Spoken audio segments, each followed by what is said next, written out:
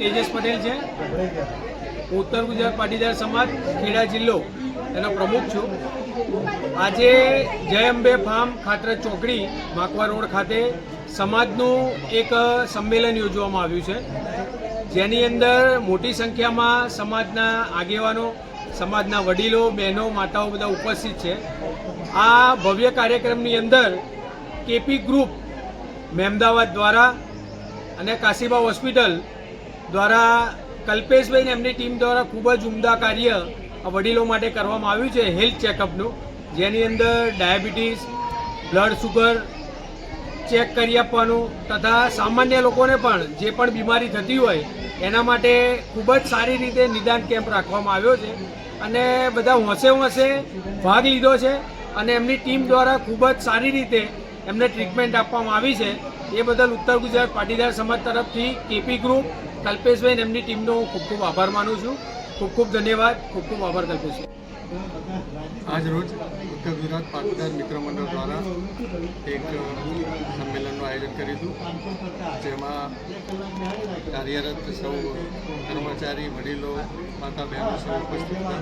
મોટી સંખ્યામાં ઉપસ્થિત રહી કાર્યક્રમમાં હાજરી આપી. સાથે સાથે કાશીબા ગ્રુપ અને કેપી ગ્રુપ મહેમદાવાદ જિલ્લો ખેડા દ્વારા એક સમાજના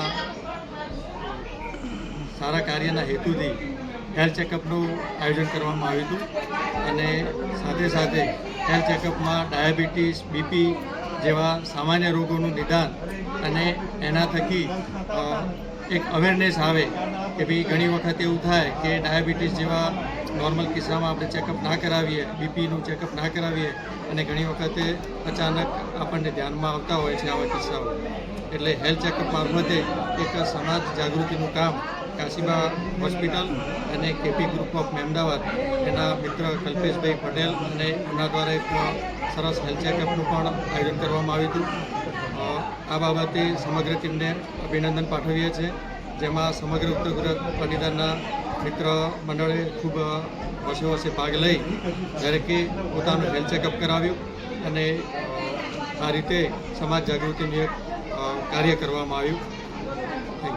નમસ્કાર મિત્રો, હું ફિરોઝ ઈરાની આજે તમને એક નવી વાત કરવા આવ્યો છું. દીવ મિરર ન્યૂઝ જોતા રહો, સબસ્ક્રાઇબ કરવાનું ભૂલતા નહીં અને શેર કરવાનું પણ ભૂલતા નહીં. સત્યની સાથે જોડાતા રહો. નમસ્તે મિત્રો, હું છું ચાંદની પરમાર.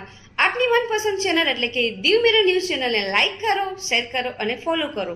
અને હા, તેમાં દરરોજ તાજા સમાચાર જોવાનું ભૂલશો નહીં.